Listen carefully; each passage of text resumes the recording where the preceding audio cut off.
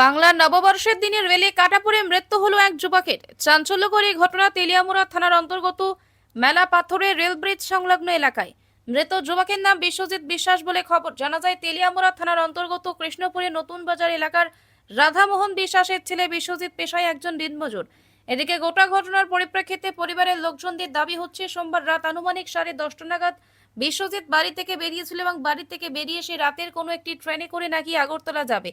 পরিবারের লোকজনদের বক্তব্য অনুযায়ী তাদের জানা মতে বাড়িতে কোনো প্রকারের অশান্তি বা বিশৃঙ্খলা ছিল না, কিন্তু তারপরেও এভাবে 25 বছরের এক তরতাজা এক যুবকের রেলে কাটা পড়ে মৃত্যুর পেছনে কোনো না কোনো কারণ রয়েছে বলে এলাকা জুড়ে গুঞ্জন চলছে।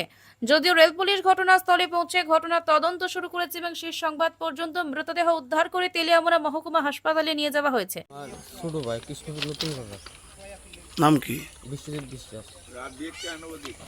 কেমনে কি দিয়েছে?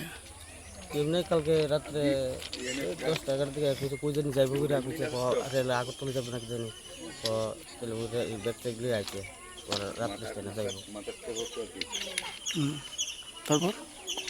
তারপর তো আমি সকালবেলা খবর পাইলাম দুর্ঘটনাটা খবর বাই নাকি তার একজন আমার পয়সা করছে। তারপরে আমি আইলাম বাই দিয়ে। বাড়িতে কোনো ঝামেলা ছিল? এমনিতে কোনো ঝামেলা নাই। কি করে এমনি? এমনি গিরিস্টি খাদ্য সাথে আমরা দূরত্ব দিচ্ছি। Bureau report, PB news. Dream life hospital, ঠিকানা বর্ধমান রাজ কলেজ মোড়। যে কোনো রকমের চিকিৎসার বিশ্বস্ত প্রতিষ্ঠান ড্রিম লাইফ হসপিটাল খুবই কম খরচে বিশ্বমানের চিকিৎসা প্রদান করে থাকে।